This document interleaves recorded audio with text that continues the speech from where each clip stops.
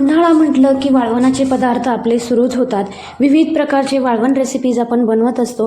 तर आज आपण अशीच वाळवणाची रेसिपी बनवतोय, ती म्हणजे साबुदाणा बटाटा पापड. या पापडांमध्ये साबुदाणा आणि बटाट्याचं परफेक्ट प्रमाण सांगितलेलं आहे. खूप साऱ्या टिप्स तुमच्यासोबत शेअर केल्या आहे. त्यामुळं आपले पापड हे तळल्यानंतर कुडकुडीत न होता खुसखुशीत होतात. साबुदाणा बटाट्याचं प्रमाण कसं घ्यायचं, पीठ कसं शिजवायचं, पापड कसे बनवायचे, याची परफेक्ट रेसिपी मी तुमच्यासोबत शेअर केली आहे. तर नमस्कार, मी नयन मराठी रेसिपीमध्ये तुमचं सर्वांचं पुन्हा एकदा खूप मनापासून स्वागत. तर रेसिपी आपण सुरूच करतोय, पण त्याआधी तुम्हाला एक छोटंसं निवेदन आहे. नयन मराठी रेसिपी या चॅनलवर तुम्ही नवीन असाल तर चॅनलला सबस्क्राईब करा आणि व्हिडिओ खालील जे घंटीचं बटन असतं ते दाबायला विसरू नका, म्हणजे नवीन व्हिडिओचे जे नोटिफिकेशन्स येतात ते तुम्हाला सर्वात आधी मिळतील. आज आपण साबुदाणा बटाट्याचे पापड बनवतोय. तर त्यासाठी मी इथं 1 किलो बटाटे उकडवून याची साल काढून घेतली आणि 1 किलो बटाट्यासाठी मी इथं 200 ग्रॅम साबुदाणा घेतलाय. त्यानंतर 5 ते 6 लाल मिरच्या घेतल्या. लाल मिरच्यांऐवजी तुम्ही हिरवी मिरची किंवा लाल तिखट वापरलं तरी चालेल. त्यानंतर चवीनुसार मीठ घेतलंय. आता यानंतर आपण हा साबुदाणा भाजून घेणार आहे आणि मिरच्या थोड्याशा भाजून ह्या मिक्सरला बारीक करून घेणार आहे, म्हणजे त्या साबुदाणा भाजण्यासाठी मी एक कढई गरम करायला ठेवली. त्यानंतर आता आपण घेतलेला साबुदाणा टाकून घेऊ.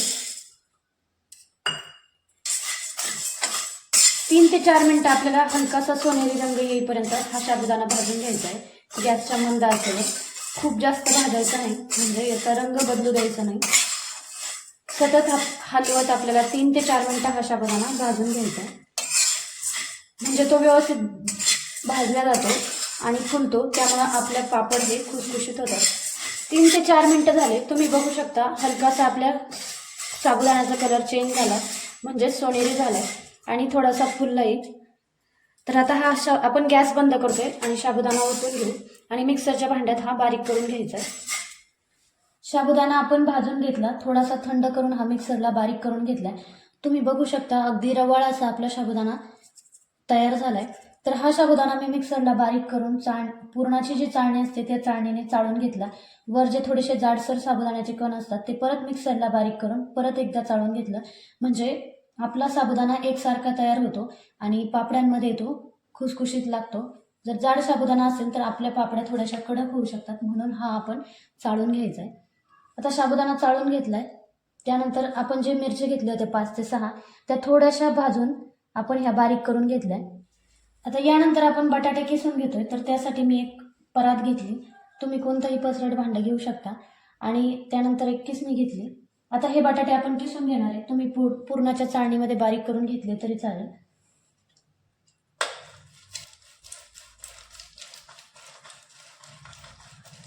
बटाटे काही जण स्मॅश करून घेतात, पण त्यामध्ये ते जाडसर बटाट्याचे कण तसेच राहतात.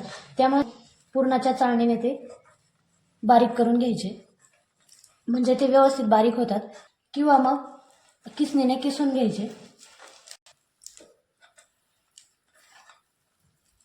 तुम्ही बघू शकता याच पद्धतीने आपण सगळे बटाटे किसणीने किसून घेणार आहे. असे आपण सगळे बटाटे किसून घेतले.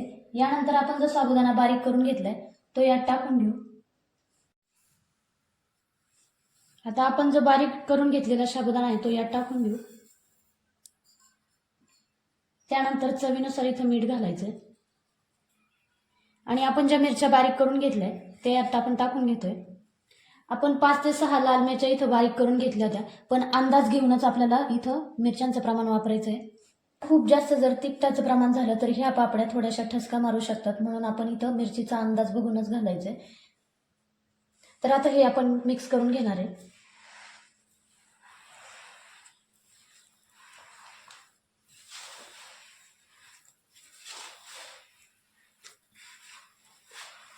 या पद्धतीने आपण साबुदाणा बटाट्यामध्ये छान मिक्स करून घेतलाय आणि अगदी थोडासा पाण्याचा हात घेऊन आपण हे पीठ थोडंसं मळून घेणार आहे.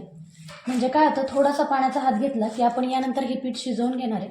साबुदाणा छान पिठामध्ये बटाट्यामध्ये शिजला जातो, म्हणून थोडासा पाण्याचा हात घ्यायचा आहे, खूप जास्त नाही, म्हणजे तो साबुदाणा आतपर्यंत शिजला जातो आणि आपल्या पापड्या खुसखुशीत होतात.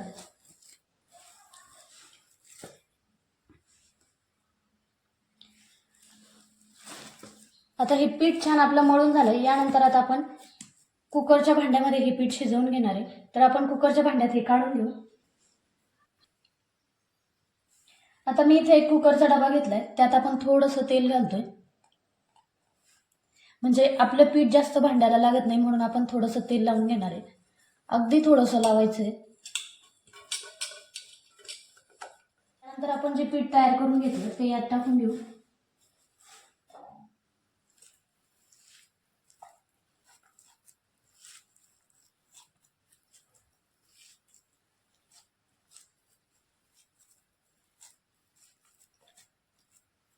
कुकरमध्ये आपण खाली इथं ग्लासभर पाणी घातलं, त्यावर एक स्टँड ठेवलं.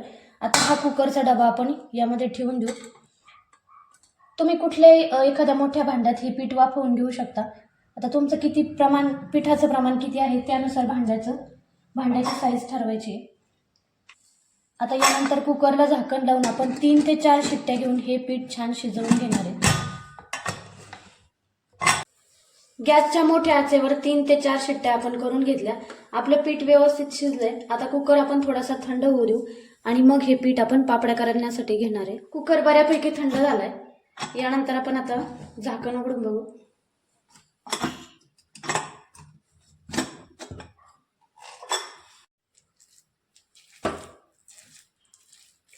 तुम्ही बघू शकता कुकरच्या 3 ते 4 शिट्ट्या झाल्याच्या नंतर आपण कुकर थंड करून घेतला आणि पीठ बघू शकता अगदी मऊसूत असं आपलं पीठ शिजलंय. पण जर तुम्ही कुकरला हे पीठ शिजवून घेणार नसाल तर आपलं 10 ते 12 मिनिटासाठी हे पीठ आपल्याला शिजवून घ्यायचंय. पण कुकरमध्ये पीठ छान मऊसूत शिजतं म्हणून मी इथं कुकरला लावलं होतं. आता लगेचच आपण याचे पापड बनवून घेणार आहे. आता पापड बनवण्यासाठी मी इथं पुरी मेकर घेतलंय. पापड बनवण्यासाठी मी इथं 2 प्लास्टिकचे पेपर कट करून घेतले. जे मिठाला पॅकेट येतं त्याचे मी हे 2 सारख्या आकाराचे पेपर कट करून घेतले. तुम्ही कुठलेही घेऊ शकता, ट्रान्सपरंट घेतले तरी चालेल. पण जे प्रिंटेड पॅकेट येतं त्याचे थोडासा पेपर हा मऊ असतो, त्यामुळे पापड्या छान निघतात म्हणून मी इथं मिठाचे पॅकेटचे हे पेपर घेतले. सुरुवातीला आपण ह्या पेपरला तेल लावून घेतोय. दोन्ही पेपरला आपल्याला तेल लावून घ्यायचंय म्हणजे आपले पापड व्यवस्थित निघतात. खूप जास्त तेल लावायचं नाही, सुरुवातीलाच फक्त आपण याला तेल लावून घेतोय. आता चमच्याच्या मदतीने आपण थोडासा पिठाचा गोळा इथं घेतोय.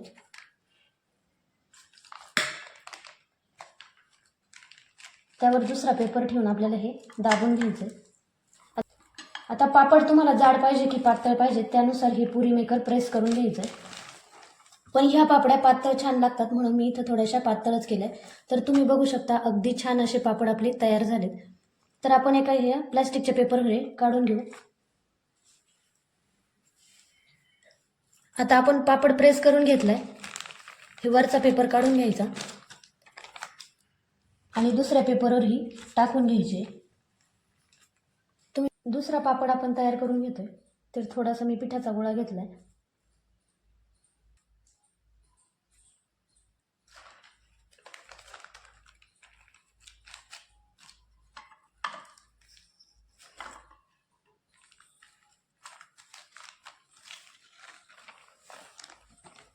या पद्धतीने आपला दुसरा पापडही तयार झालाय. याच पद्धतीने आपण सगळे पापड तयार करून घेणार आहे. सगळे पापड आपण तयार करून घेतलेत. तर 1 किलो बटाट्याच्या प्रमाणामध्ये आपले जवळजवळ 45 ते 50 पापड इथं तयार झाले. आता हे पापड आपण 1 ते 2 दिवस उन्हात सुकवून घेणार आहे. 2 दिवस आपण हे पापड कडक उन्हामध्ये वाळवून घेतलेत. तुम्हाला जर ऊन द्यायला शक्य नाही झालं तर जर तुम्ही फॅन खाली वाळवले तर शक्यतो 1 ते 2 तास तरी याला कडक उन्हामध्ये ठेवा, म्हणजे हे वर्षभर टिकतात. आणि तुम्ही बघू शकता आपलं मिश्रण व्यवस्थित शिजल्यामुळे ह्या पापडांना अजिबातच चिरा गेलेला नाही. आणि आपण रेड चिली फ्लेक्स यात टाकले त्यामुळे ते दिसायलाही छान दिसतात आणि ते व्यवस्थित शिजले गेल्यामुळे ते अजिबात ठसका मारत नाही. आता आपण ह्या पापड्या तळून बघू.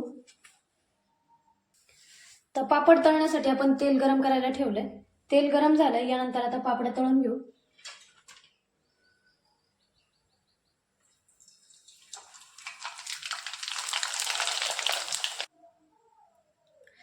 तळल्यानंतर तुम्ही बघू शकता अगदी दुप्पट असा आपला पापड फुललाय.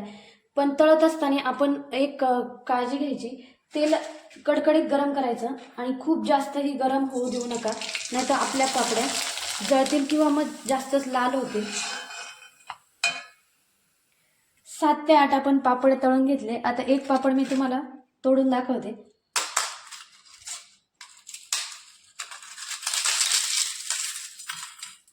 अगदी खुसखुशीत असा आपला पापड तयार झालाय. तर आपण इथं साबुदाणा आणि बटाटा किसल्याच्या नंतर परत एकदा शिजवून घेतला, त्यामुळं आपले पापड हे खुसखुशीत तयार होतात. आपण जर ती स्टेप जर स्किप केली तर आपले पापड थोडेसे कुडकुडीत लागतात, त्यामुळे ते नक्कीच तुम्ही पीठ वाफवून घ्या. तर या पद्धतीने ह्या वर्षी तुम्ही पापड तयार करून बघा. रेसिपी नक्की ट्राय करा. आवडल्यास एक लाईक करायला विसरू नका. पुन्हा भेटूया अशाच एका छानशा रेसिपीसोबत. तोपर्यंत धन्यवाद.